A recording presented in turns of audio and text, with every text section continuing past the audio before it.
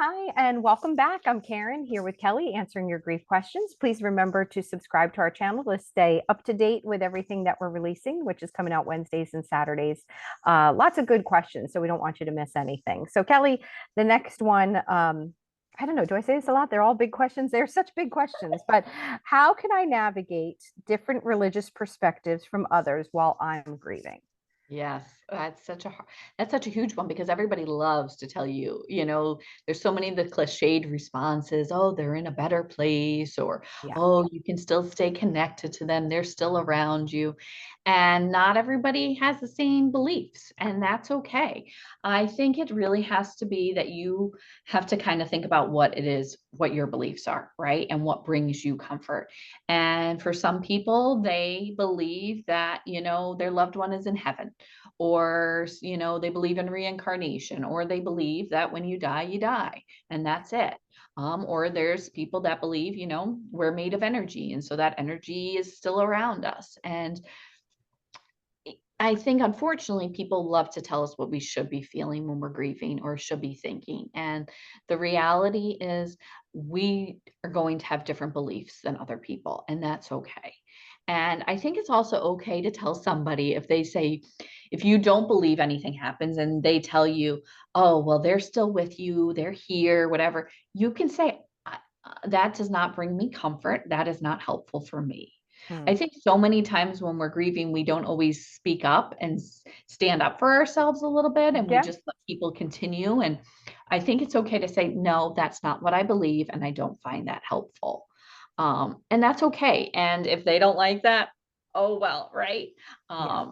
It's not about them, it's about us. And I think you just have to kind of think about what it is for you. And I think that may change, right? I think we could talk about spirituality and religion in multiple different videos because it does, maybe sometimes that does, when we're grieving, it does change. Maybe, you were very religious and found a lot of comfort in your church, and then your loved one died and your church community kind of fell apart, and you don't feel connected anymore, and you feel angry at God, and you don't even want to go to church anymore.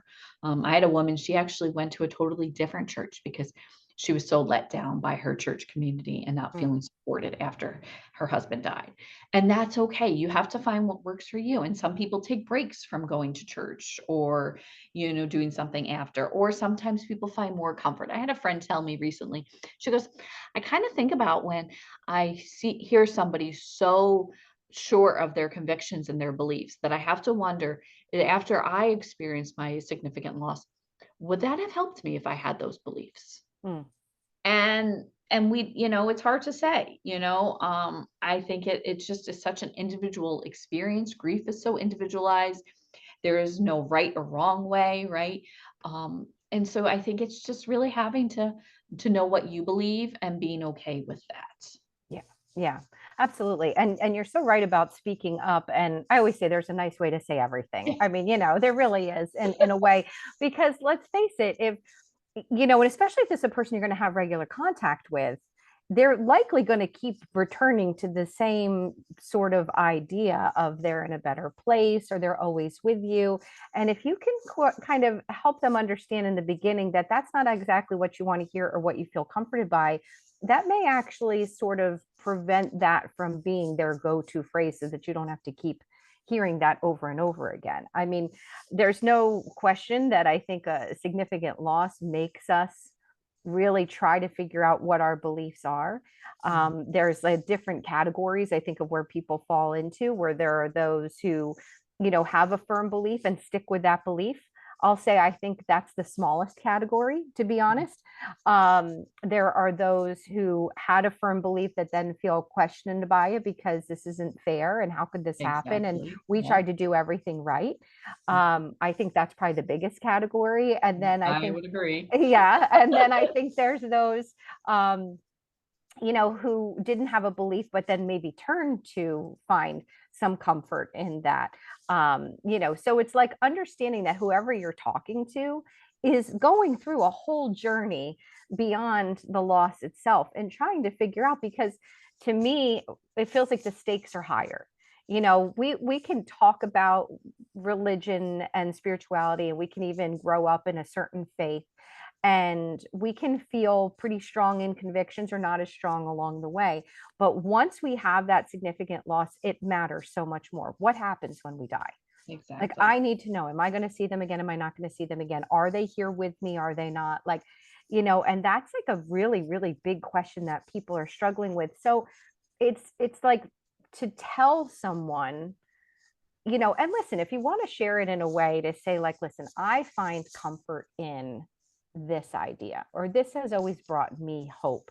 That's a very different thing than just telling someone where their loved one is and then they're going to see them again. Like, what a difference that is. So it's a tricky one. It really, really is. It And I really, and I think people kind of bristle at it sometimes if they're not in that real strong faith, because someone says they're with you. It's like, no, they're not. mhm. Like, I've heard people kind of say that to a Or person. or that better place would be here with me. Yes. Exactly. Exactly. Yeah. Like, I will fine. And then, I had a woman talking about religion that went through a grief group through a church community. Mhm, And mhm. I think church communities can be wonderful. I think it's one of the best things about it is the community that a person can get. But through that grief program, she was questioning some things and struggling. Yep. And the message she received, that is, if you're struggling, then you must not have a strong enough faith, because if you had a stronger faith, you would know that you're going to see them again and you'd be fine and you could deal with all of this. So there was almost like a Hmm. shaming that was happening around. I mean, it was brutal. It really was. And I think whether somebody is saying that to you, which is not ideal, or you're kind of questioning that yourself, like, what does this say about me if I'm suddenly questioning my faith?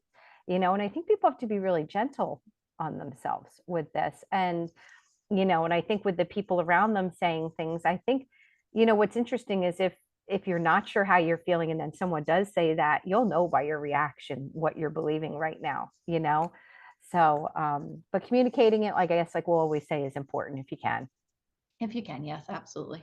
Yeah. Yeah. So, okay. Well, thank you, Kelly, for answering our question today. And we'll look forward to seeing everybody for the next one.